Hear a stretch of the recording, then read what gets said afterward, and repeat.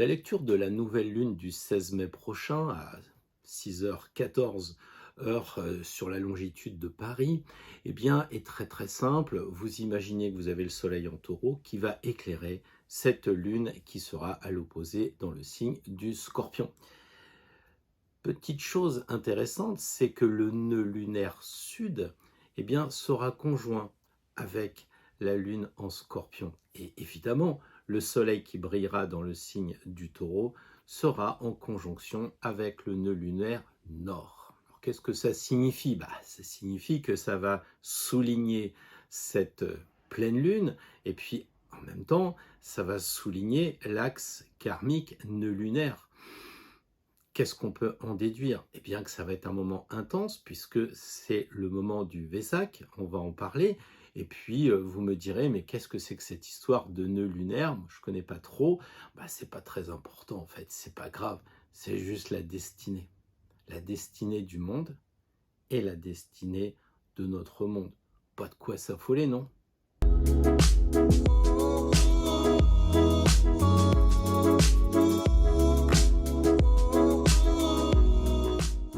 Bonjour à toutes et bonjour à tous, bienvenue aux anciens, aux modernes, aux nouveaux arrivants.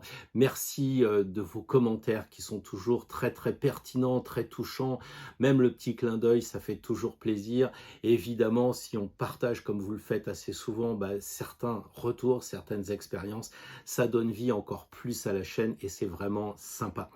Donc nous allons comme d'habitude faire un peu de tarot et un peu d'astro, donc une vidéo qui va être coupée en deux. Dans un premier temps, évidemment, on va parler de cette pleine lune du 16 mai 2022 avec notamment, évidemment, 6h14, avec notamment cet axe des nœuds lunaires qui se superpose à cette pleine lune, donc importante. Nous avons d'un côté, effectivement, l'aspect collectif et l'aspect individuel. Généralement, on est plutôt dans l'individuel. Avec ces histoires de lune, on n'arrive pas bien à dormir, on a quelquefois des rêves étranges. Mais cette fois, l'impact est tellement fort avec la superposition des nœuds lunaires et de cette pleine lune que on peut dire qu'on n'est pas insensible à ce qui va se passer en termes d'astrologie mondiale. Donc il va falloir regarder ces deux choses à la fois. On en est où en ce moment? Eh bien, je pense, avec un certain nombre de collègues, que nous nous préparons à entrer, si nous n'y sommes pas tout à fait, dans l'ère du Verseau. J'y reviens pas, disons qu'on est sur le moment de la transition. Et évidemment, on nous a fait des propositions, notamment avec le carré Saturne et Uranus, qui nous demandait de voir si on voulait aller vers le moderne ou si on voulait garder certaines choses plus classiques. Et puis, on a eu aussi un autre gros clin d'œil récemment, c'était la conjonction des deux maîtres Neptune et Jupiter dans le signe des Poissons, signe essentiellement lié à la spiritualité. Donc voilà un peu le tableau que l'on avait jusqu'à présent. Et nous, qu'est-ce que l'on en fait au niveau collectif, évidemment, puisque individuel, c'est assez personnel, surtout la spiritualité. Au niveau collectif, c'est pas difficile. Les choses avancent vraiment vers le Verseau. On nous parle de QR code sans arrêt. On nous dit qu'on va nous faire des fichiers, on va tout nous réunir. Avec un peu de chance, on va avoir des puces. Donc, ça va être quand même sympa. On pensait que les guerres, c'était de plus en plus en réduction sur la planète. Non seulement il y en a toujours, mais en plus, elles touchent l'Europe, un peu comme pour dire peut-être que c'est bien de vendre des armes, mais quand ça vous touche directement, c'est peut-être plus la même Saint-Martin. Donc, il y a comme ça le monde dans lequel on se prépare, de quoi méditer sur la spiritualité et sur la matérialité. Et c'est exactement ce qu'on va faire aujourd'hui, puisqu'on a le signe du taureau, qui est un signe très terre, le premier signe de terre, donc le concret, le matériel. Les planètes sont réparties dans un bol, c'est comme ça que ça se dit. C'est notamment les Américains qui avaient remarqué que les planètes faisaient comme ça des formes de locomotives et autres. Je ne vais pas y revenir, mais là, on a un bol parce que les planètes sont réparties sur un espace de 190 degrés, ce qui veut dire que y a une concentration d'énergie. Et là, on ne peut pas faire l'économie de ne pas ressentir tous autant que nous sommes cette énergie. Et cette énergie, eh ben, elle se transmet parce qu'on a des produits alimentaires qui manquent, même si nous ne sommes a priori pas en guerre, on commence à voir comme ça des choses bien difficiles à vivre pour nous qui nous croyons finalement en paix. On est aussi à la croisée des chemins, puisque d'un côté, on a le signe du taureau avec le côté du nœud nord qui nous indique nos objectifs. Et on va voir si on les a atteints, puisque normalement, on a semé le 30 mai avec la nouvelle lune. Donc là, on est censé récolter ce qu'on a semé. Et de l'autre côté, nous avons la lune qui est dans le signe du scorpion et donc qui va nous demander d'abandonner un peu certaines choses, de nous alléger pour justement être plus dans nos objectifs. Donc la croisée des chemins, c'est un peu ça. Alors cette pleine lune avec la lune qui est dans le signe des scorpions, conjoint au nœud sud, est très importante. Déjà tout simplement parce que la lune, elle a 8 aspects, donc qui lui donnent une force énergétique importante. Le nœud sud, ça correspond un petit peu à notre passé, les choses qu'on doit abandonner, les choses que l'on doit délaisser, qui ne sont plus utiles, qui nous empêchent d'avancer. Donc c'est un peu enlever les vieilleries, si vous me passez l'expression. Mais c'est pas nettoyer le garage, c'est parce qu'on va avoir une voiture qu'on nettoie le garage. Vous voyez, il y a cette idée du lien entre le nœud sud et le nœud nord, c'est-à-dire qu'on enlève des choses, on allège notre sac à dos pour pouvoir mettre des choses dedans. Ça, c'est vraiment important, ce qui signifie qu'en fait, on ne pourra pas atteindre nos objectifs si on n'a pas fait du vide. Logique. Donc individuellement, ça va peut-être nous apporter une idée de régénération. Vous savez, quand on enlève des vieilles choses qui traînent comme ça, quand c'est parti, ça nous fait du bien, quoi. Parce que je vais pas faire un cours de Feng Shui, mais les énergies sont là, même si c'est des vieilles choses, des choses qui ont appartenu à des personnes qu'on n'apprécie pas, ou des choses qui ont été maraboutées, que vous avez peut-être ramenées d'Afrique, comme moi ça m'est arrivé. Eh bien, effectivement, les objets sont vivants, comme le disait Lamartine. Donc là, il y a cette idée de régénération. Une fois qu'on a enlevé les choses, eh bien, avec le signe du scorpion, il y a effectivement l'idée de phénix, c'est sûr.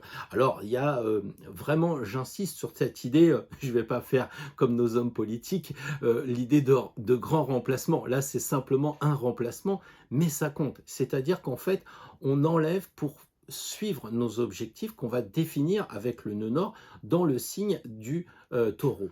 Vous me direz certainement avec pertinence que Pluton est toujours en train de détruire dans le signe du Capricorne. Vous savez, le Capricorne, c'est l'État, les syndicats, les partis politiques, tout ça. J'ai un peu d'imagination et je crois qu'il est toujours à l'œuvre. Donc, il va participer avec cette idée très plutonienne, puisque Pluton est le maître du signe du Scorpion. Donc, il y a un relais aussi pour nettoyer, pour purifier, en fait. Donc, Pluton participe à la destruction, participe au nettoyage que fait le nœud sud, ou en tout cas que nous sommes censés faire, et on va voir qu'on peut le faire parce qu'on est aidé. Donc effectivement, il y a des valeurs qui ne nous conviennent plus. Moi, je ne sais pas, 1870 et 1914, la guerre avec les Allemands, 1939, là, on recommence avec cette guerre. Je ne comprends pas qu'on ne comprenne pas, quoi. Je suis un peu dépassé quand même, hein. Avec la Lune en Scorpion, il y a aussi quelque chose qui fait que les gens sont peu influençables. Donc s'ils ont décidé quelque chose, il y a de fortes chances qu'on aille vers l'extrême. Une lune en scorpion, il y a beaucoup d'intensité. Donc ça peut être agréable aussi, cette intensité. C'est un peu vécu comme une passion. Évidemment, si c'est une passion destructrice comme on voit ce qu'on voit en ce moment, ça peut effectivement nous inquiéter. Individuellement, je dirais qu'on peut raisonner en disant que la lune, elle est en chute dans le signe du scorpion. Donc il n'y a pas de demi-mesure, quoi. On garde ou on jette. Il y a cette idée aussi de jalousie qui est très forte. Si vous êtes en conflit avec des personnes, la famille, les amis, le patron, c'est pas le moment de faire le rapport de force en ce moment parce que vous risquez de créer vraiment quelque chose d'irréparable parce que il y a quand même un rapport de dominant-dominé qui peut être créé avec cette lune. C'est regrettable, mais avec cette position, on pardonne pas. Il y a cette idée de rancune quand même, lune en scorpion, qui peut être assez forte. Donc l'idée, c'est quand même par rapport au nœud sud, de comprendre qu'on doit évoluer. C'est-à-dire que les choses qu'on a apprises dans le nœud sud, il faut les conserver, mais ce qui nous empêche d'avancer, on doit les enlever. Et là, c'est vraiment important de lâcher prise, c'est vraiment important de se détacher, de pratiquer en quelque sorte, oui, ce lâcher prise pour pas être entravé. Alors vous me direz, eh oui, mais est-ce que je vais pas lâcher la proie pour l'ombre? Et puis, c'est pas toujours facile d'être capable de perdre, parce que c'est ça un petit peu. Est-ce que l'on accepte de perdre certaines choses? Ça, c'est à nous de voir individuellement. À l'opposé de cette lune, le soleil, forcément en conjonction avec le nœud nord, qui est dans le signe du taureau, donc évidemment un signe qui est relativement tranquille, tant qu'on ne l'embête pas, et donc il y a justement cette tension, parce que le taureau, lui, ce qu'il a besoin, c'est de sécurité. Or, si on lui dit « faut lâcher », c'est difficile, parce que le taureau, il est sans arrêt en train d'amasser, ça correspond à la maison 2, donc évidemment, il va y avoir cette idée d'argent. Donc, en cette période troublée, ça va vraiment l'interpeller parce que qui dit argent en ce moment, dit inflation, dit rouble, enfin bref, la sécurité financière est pas trop là. Et le taureau, il a besoin de sécurité. Donc, l'alimentation, les plaisirs de la vie, les plaisirs matériels, voire charnels, mais au moins les plaisirs de l'alimentation sont en problème en ce moment puisque l'huile et j'en passe, c'est des meilleurs. Donc, on a comme ça pour le taureau un moment assez difficile à vivre. Alors, est-ce qu'il va être capable, en plus de ce qu'il vit, eh bien, de lâcher prise avec cette lune en scorpion? Ça risque d'être un sacré problème. Le taureau, lui, il aime tellement la routine, il aime bien amasser les choses, il aime bien avoir de la sécurité, de la sérénité dans son champ que faut pas le perturber. Alors on va voir avec Uranus qu'il y a quand même un moment où je crois que la clôture va devenir un peu électrique quand même. Mais la question, c'est nos objectifs en taureau sont-ils en phase d'être atteints, parce que nous sommes dans la pleine lune, donc quid depuis le 30 mai? Est-ce que là, on a concrétisé nos objectifs? Est-ce qu'on récolte ce que l'on a semé? C'est important. Peut-être certains n'auront pas trouvé encore leurs objectifs, donc le nœud nord en signe du taureau nous y invite vraiment, et avec une idée de comptabilité, de concret. On est dans le taureau, donc il faut penser à des objectifs réalistes et réalisables, évidemment. Alors nous en sommes là, effectivement d'un côté on a le taureau, le nœud nord, le soleil, de l'autre côté on a la lune, le signe du scorpion et puis le nœud sud et on est au milieu, on est à la croisée des chemins, c'est un peu le choix quand même et c'est difficile, qu'est-ce qu'on garde, qu'est-ce qu'on jette, on en a déjà parlé mais là ça se repose encore une nouvelle fois avec une acuité assez importante et qui dit le choix évidemment dit l'amoureux, qui dit l'amoureux dit le 6, évidemment 2022 c'est l'année du choix. Certains parlent de clin d'œil évidemment avec le chiffre 6, avec l'Apocalypse. Si on le traduit en français, Apocalypse, ça veut dire la révélation. Donc nous sommes dans une année de révélation. Et peut-être que justement ce moment est super important parce qu'il va participer à nous révéler un certain nombre de choses. On le voit, les élections en ce moment, je ne vais pas trop en parler, mais la préparation des élections révèle qui est quoi. Regardez les choix. Certains veulent rester dans cet ancien parti socialiste, d'autres veulent en partir. Donc on sent vraiment le tiraillement, la difficulté. Est-ce qu'on abandonne ce passé pour aller vers quelque chose de plus moderne ou est-ce qu'on garde, on est fidèle à nos anciennes valeurs? On sent le tiraillement dans la politique qui illustre bien ce que nous, on peut vivre individuellement à notre niveau par rapport à notre vie et notre quotidien dans cette phase-là. Alors le soleil, je disais tout à l'heure, il est à proximité d'Uranus, donc Uranus, ça correspond à l'électricité, donc c'est pour ça que je parlais tout à l'heure de clôture électrique pour le taureau dans son pré, où il est vraiment très gentil. Mais Uranus, ça peut être aussi quelque chose de soudain, ça peut être un peu, bon excusez-moi, mais quand même une banderie qui arrive, et à ce moment-là, ça risque de bouger un peu. Mais s'il n'y a pas une grosse électricité ou s'il n'y a pas une grosse banderie, que c'est juste un coup de hanneton, eh bien, moi, je pense qu'on ne risque pas d'avoir de la révolution, on ne risque pas d'avoir de rébellion et je crois aussi que les gens qui attendent un changement, ça peut être que mou. en fait, parce que le taureau, il est tranquille. Donc, on ne va pas avoir quelque chose qui va bouger énormément, sauf si effectivement, on a une sacrée banderille. C'est-à-dire que si les gens disent non, ça, on ne peut pas. Là, jusque-là, on accepte ça, ça ok, ça ok. Bon, on est là tranquillement, on rumine dans le champ avec les taureaux. Mais tout d'un coup, si on a quelque chose qui commence à vraiment faire mal, à ce moment-là, autant le taureau est mou dans ses révolutions type, autant là, si on le lance bien, ça pourrait être vraiment très désagréable parce qu'il ne s'arrêtera pas. Il ne s'arrêtera pas. D'autant que Saturne, il est quand même en carré, d'un côté avec le nœud nord, de l'autre côté avec le nœud sud. Donc ça fait un peu comme si on avait un triangle comme ça, une sorte de montagne, ce qui tombe bien, puisque Saturne correspond au signe le plus haut du zodiaque, c'est-à-dire le Capricorne. Donc on a vraiment cette idée de Saturne qui va dominer la situation. Et Saturne, c'est quand même le frein. Saturne, c'est celui qui bloque, c'est celui qui empêche. Donc l'intensité de tout ce qu'on a vu avant risque d'être atténuée par Saturne. Et je crains que les personnes préfèrent rester dans leur zone de confort, ils espèrent garder leur sécurité, ils ne veulent pas prendre de risques et c'est cela que l'on peut voir avec ce carré de Saturne qui va plus que temporiser ceux qui voudraient bouger. Donc encore un argument pour ne pas croire dans la grande révolution qui parfois est évoquée. Donc effectivement, certains vont rester un peu frustrés dans une sorte d'insatisfaction, préfèrent vivre sous la contrainte, peut-être qu'ils vont accepter un nouveau passeport ou peut-être une nouvelle muselière, je ne sais pas trop quoi, parce que finalement, ils vont dire que c'est plus confortable de rester comme ça en retrait plutôt que de bouger. Maintenant, Saturne, lui aussi, il n'est pas toujours négatif. Moi, j'adore cette astrologie humaniste qui dit, en fait, on ne peut pas dire il y a le bien, il y a le mal, c'est une vision d'ensemble. Et effectivement, Saturne, c'est aussi celui qui enseigne, c'est celui qui amène la sagesse. Il est un peu sous les traits, on va dire, de notre ami l'ermite. Donc, il y a des leçons qu'il est en train de nous donner.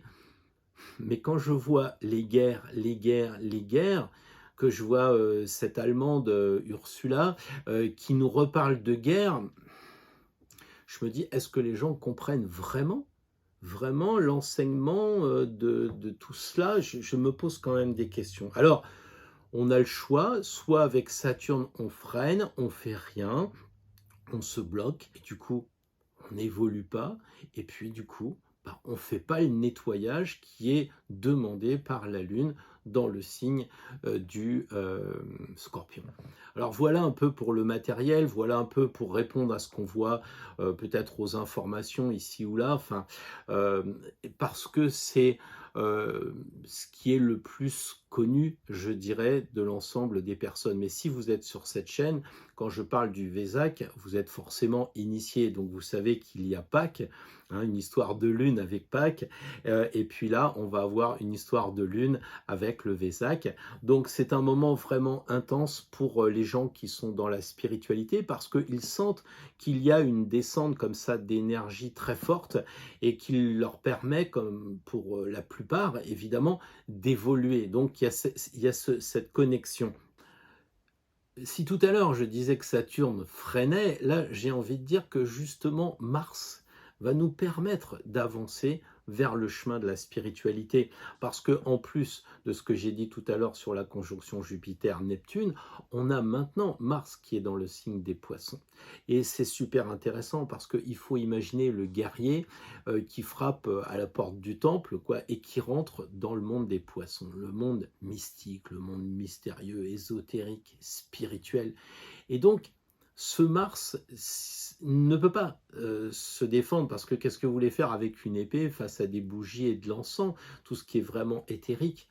En plus, Mars, non seulement il rentre dans un milieu qui ne lui donne pas la possibilité de s'exprimer en tant que guerrier, en tant que militaire, mais on a aussi des sextiles qui partent justement par rapport à Mars. Et là, on le voit, il est en sextile avec Pluton, qui est en Capricorne, évidemment avec la Lune, et évidemment avec le nœud sud dans le signe du Scorpion, et de l'autre côté, évidemment, on va voir la même chose, un sextile avec le Soleil, un sextile avec le nœud nord, et puis évidemment aussi un aspect avec Uranus et un aspect avec Neptune. Donc notre ami Mars est quand même un facilitateur pour nous faire aller vers la spiritualité. Alors, c'est pas ce que vous voyez à la télévision classique, ça c'est sûr.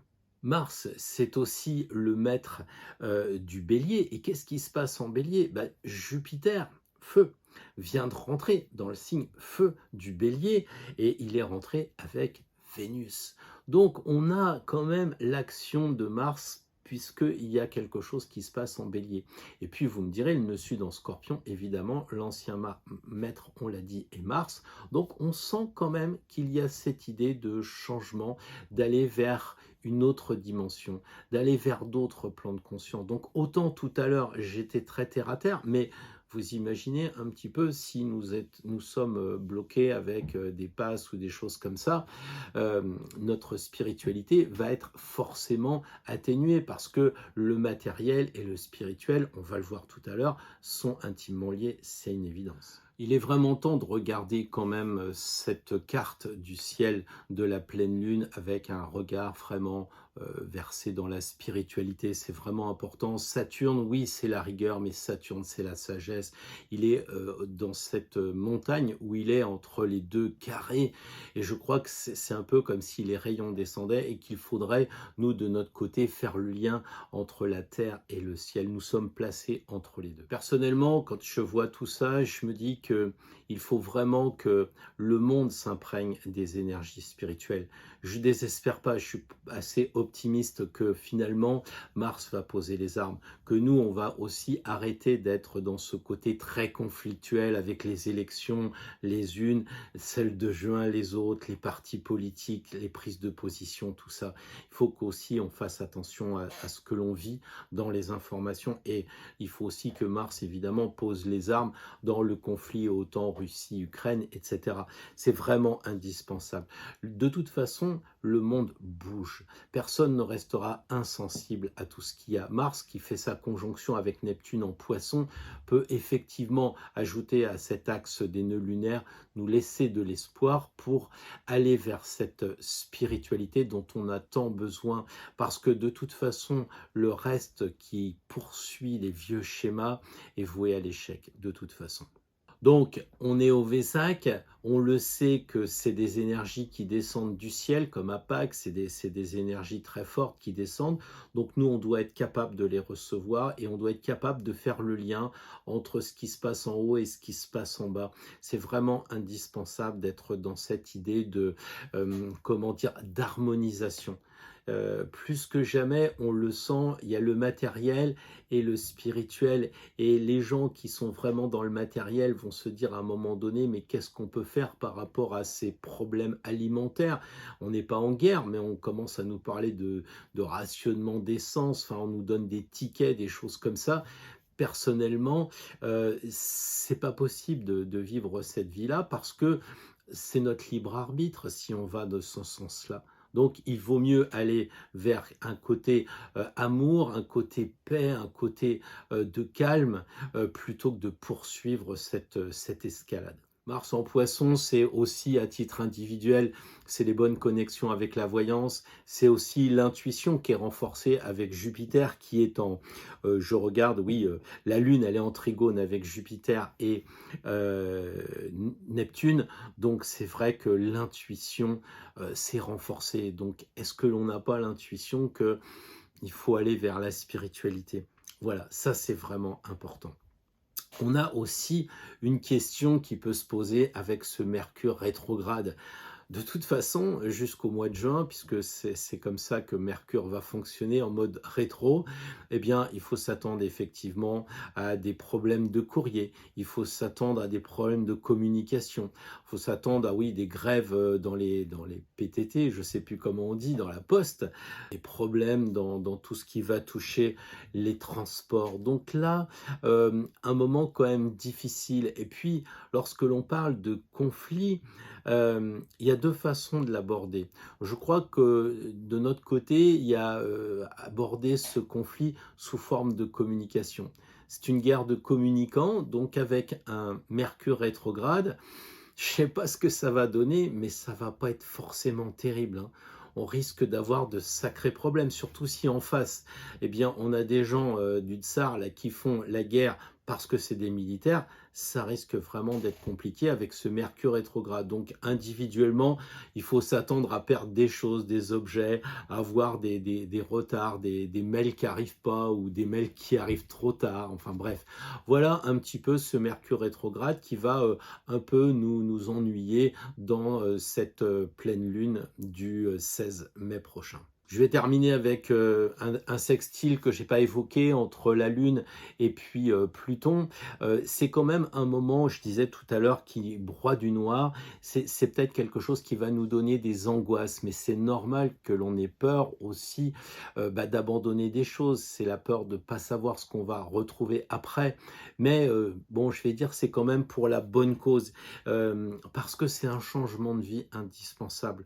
On ne peut pas vouloir monter en puissance sur le plan spirituel, sur le plan énergétique, sans être capable d'abandonner une certaine sécurité. Donc il y aura une frustration, d'autant que la Lune est en carré avec Saturne. Oui, il y aura des frustrations, mais peu importe, il faut faire le travail et je crois que là, il faut s'y atteler parce que c'est vraiment un changement de paradigme qui arrive et qui va évidemment concourir à ce changement d'air vers le Verseau. Alors dernièrement, j'ai une illustration triste, mais enfin, l'histoire c'est bien fini, quand j'ai vu qu'on voulait couper des arbres centenaires, tricentenaires au pied de la tour Eiffel. Ça m'a vraiment touché. C'est terrible de dire que quelquefois les guerres sont tellement présentées de façon banale que ça m'a fait vraiment drôle de voir tous ces arbres abattus, peut-être parce que je suis aussi un Parisien et que je ne comprenais pas tellement le rapport qualité-prix pour des JO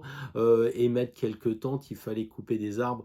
On ne mesure pas les choses. Et là, justement, quand on parlait tout à l'heure de ce nœud sud dans le signe du Scorpion, ça doit être irréversible.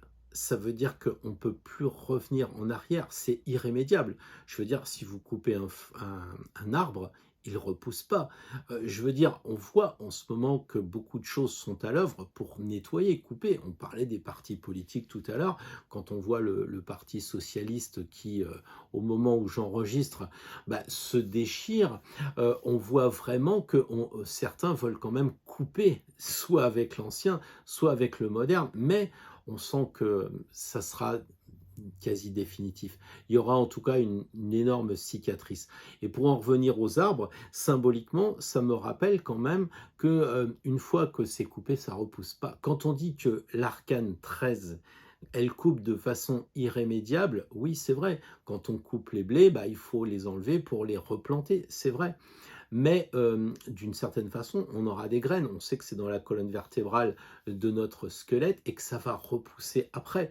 Donc en fait, si on coupe, c'est pour récolter après. Donc c'est pas anodin de voir quand même que il faut qu'il y ait un lien entre ce que l'on coupe, qui peut être définitif, mais aussi ce que ça va nous permettre de récolter. Parce que si on coupe les blés et qu'on a plus de récoltes, on aura plus de blé l'année d'après. Donc attention à avoir le discernement. Quelquefois, on n'ose pas couper, mais il faudrait le faire. Et là, je ne parle pas des cheveux. Hein. Couper des cheveux, ça repousse. Enfin, quelquefois, on ne les coupe pas, ils ne repoussent pas de toute façon. Alors, où est-ce que l'on en est? C'est ça cette question. Qu'est-ce qu'il faut couper? Chacun doit prendre conscience qu'il y a des vieilles habitudes, des vieux schémas, des façons de penser qui sont obsolètes et qu'il faudrait revoir. Prenons un exemple. Les informations. Depuis 10 ans, on regarde les informations à raison d'1 heure par jour. Qu'est-ce que ça nous a apporté? On parlait tout à l'heure des arbres. On voit la qualité d'un arbre à ses fruits, c'est ce que l'on dit. Ok, donc le fruit de l'information, qu'est-ce que ça nous a apporté? Quand on regarde bien, quand on y pense, est-ce qu'on a vraiment besoin de passer tout ce temps-là? Alors en ce moment, plus que jamais, évidemment, le prix de l'essence, le travail, l'alimentation, oui, évidemment, mais puisqu'on est en train de parler de couper des choses avec cette lune conjointe au nœud sud en Scorpion, eh bien, ça vaut le coup de dire peut-être qu'il faudrait quand même couper certaines informations. Est-ce que toutes les informations sont bonnes? Si on fait un récapitulatif de ce qui s'est passé pendant le Covid, on a quand même eu des informations délirantes, quand même délirantes. Et aujourd'hui, on ne voit pas véritablement un débriefing de ce qui s'est passé. On ne nous dit pas, bah oui, ça s'est fait bien, ça s'était pas bien. Il n'y a pas eu de bilan de présenter. Ce qui signifie que si, à la rentrée, puisque quand il fait froid, paraît-il, on a des virus, eh bien, si ça recommence, est-ce qu'on est prêt? Le nombre de masques, les choses comme ça, parce qu'il y a pu y avoir du flottement, mais il ne pourra pas y en avoir après. Autrement dit, si on s'est trompé, il faut refaire les choses. Et c'est ça, le Scorpion, c'est renaître. Donc, on a eu une passe difficile, confinement, machin, les restaurants, tout le bazar. Qu'est-ce qu'on va faire maintenant si ça se reproduit? Est-ce qu'on a vraiment un plan? Bon, vous me direz, c'était fait dans le secret, puisque c'était un conseil de défense, donc on ne sait pas ce qui s'est dit, ce qui s'est fait. Et c'est vrai que c'est difficile de faire le bilan, puisque c'était très scorpionesque cette histoire-là. Mais quand même, l'idée, c'est d'essayer de dire les informations quand on peut. Ça ne doit pas être une prise de tête, c'est pas l'arcane 16 où on a vraiment la tête qui va exploser parce que on a perdu du temps avec toutes ces infos. Donc peut-être, je prends cet exemple-là, il y en a plein d'autres. Comment voir si ça vaut le coup d'abandonner certaines choses, de couper des ponts? Ouais, je pense que tout ce qui est assez éphémère, c'est pas très grave de les couper parce que c'était sûrement pas important. Mais quand c'est une amitié de 20 ans, quand c'est la famille, quand c'est quelque chose qui dure depuis des années, il faut vraiment faire attention à ce que l'on coupe parce que ça a de la valeur. Soit ça a une valeur émotionnelle. Imaginez que votre grand-père vous donne sa vieille voiture, sa vieille 2 chevaux, je ne sais pas. Ça va avoir une valeur parce qu'il a été en vacances avec grand-mère, etc. Enfin bref, ou une montre à gousset, que sais-je encore. Enfin moi c'est ce que j'ai eu, la montre à gousset. Donc c'est vrai que c'est pas une montre qui donne l'heure, c'est la montre de mon grand-père. Et d'une autre façon, la valeur qui n'est pas forcément intrinsèque, c'est les Pokémon par exemple. C'était des bouts de papier, maintenant ça vaut une fortune. Donc attention aussi à la valeur qu'on donne aux choses par rapport à l'émotionnel, par rapport à ce que ça nous apporte dans nos sentiments. Voilà, donc couper quelque chose qui est en lien avec nos sentiments de façon irréversible, ça mérite quand même de prendre le temps pour laisser bien agir notre discernement. On peut aussi réfléchir pour terminer sur notre train de vie. Est-ce que justement on ne peut pas changer son alimentation? Est-ce qu'on ne peut pas faire des efforts? Parce que on parlait de durée tout à l'heure. Eh bien, si en ce moment on a une bonne alimentation, ça veut dire que notre santé sera que meilleure en vieillissant. Donc ça vaut peut-être le coup de couper avec des choses dont on n'a pas besoin. Je ne vais pas donner de nom de marque et d'objets inutiles, hein. On en a tous dans les publicités. Quelquefois, on se dit, bon allez, je vais me laisser faire par un petit truc au chocolat, etc. Après, on s'aperçoit que c'est le goût du chocolat, c'est-à-dire qu'on nous vend du vent, finalement. Donc, est-ce qu'on ne peut pas se passer de ces choses-là? Est-ce qu'on ne peut pas couper, justement, définitivement et à jamais avec certaines choses? Je ne vais pas vous parler de la cigarette, mais enfin, bon, vous voyez le genre d'exemple que l'on peut avoir. Donc, pratiquons le discernement, ne serait-ce qu'aussi par rapport à notre train de vie. Un truc tout simple. Parce que c'est vrai qu'on commence à parler de la guerre en nucléaire, on va voir des gens qui vont se disputer au comptoir, on va voir des gens dans les bureaux qui vont s'opposer assez violemment, moi je suis pour machin et toi t'es contre truc. Personne change d'avis, ça porte pas grand chose, sauf un peu de fiel, un peu d'ulcère. Et de l'autre côté, on pourrait complètement changer de vie en décidant de mieux dormir, de mieux manger. Enfin voilà, c'est peut-être ça qui nous intéresse à nous dans cette ligne taureau qui est effectivement très liée à nous-mêmes. Parce que évidemment, dans le monde, le taureau, c'est la Terre. Uranus, c'est les nouvelles technologies. Si on les emploie bien, ça devrait faire des bonnes choses. On vient d'en parler. Sinon, il n'y a plus d'huile de palme parce qu'il y a ceci. Il n'y a plus d'huile de cela parce qu'il y a eu ceci. Donc voilà. Alors, la sécheresse au Canada. Au Brésil, eh bien, ça a été le froid qui a anéanti des cultures. C'est la guerre ici. Bref, on s'aperçoit que la Terre nous donne des exemples de destruction, et puis des destructions qui sont des retours peut-être de bâton de notre part. Donc à nous d'être plus dans le discernement, parce que quand on achète quelque chose, d'une certaine façon, on vote. Si on utilise un billet de 50 € pour acheter quelque chose à base d'huile de palme ou je ne sais trop quoi, on a toutes les chances que ce soit un problème par notre argent qu'on va donner, effectivement. On va participer. J'en arrive à la fin pour vous parler du tirage. Tirage simple, parce que c'est coupé, Arcane 13. Et puis couper quoi? Nos liens, Arcane 15. Donc, c'est quand même un moment difficile. Je vous avais prévenu quand j'ai commencé la vidéo. Donc, 2 cartes peut-être. La première, c'est, eh bien, qu'est-ce qu'il va falloir couper, hein? Qu'est-ce qu'il va falloir couper? Qu'est-ce qui bloque?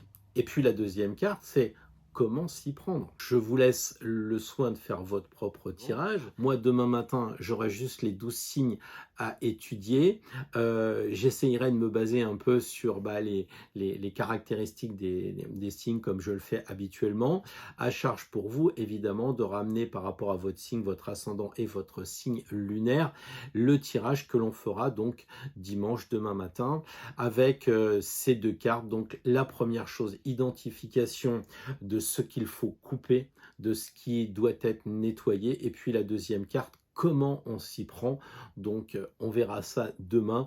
Pensez aussi que tout ça, c'est du symbolisme, tout est symbole. N'allez pas acheter une faux pour couper pour de la vraie. C'est vraiment dans l'éthérique que ça doit se faire, et aussi dans nos décisions.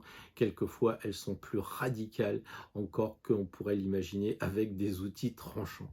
Voilà, sur ce, je vous souhaite une bonne après-midi si vous regardez la vidéo ce matin, sinon une bonne continuation. Vivez bien sur votre chemin, prenons soin de nous. J'essaye avec ces vidéos de nous donner quelques pistes pour justement ne pas rester seul face à tout ce qui se passe, parce qu'on a vraiment du travail, on nous met à l'épreuve. Alors travaillons sur cette épreuve pour nous éclairer encore plus sur notre chemin. À demain matin.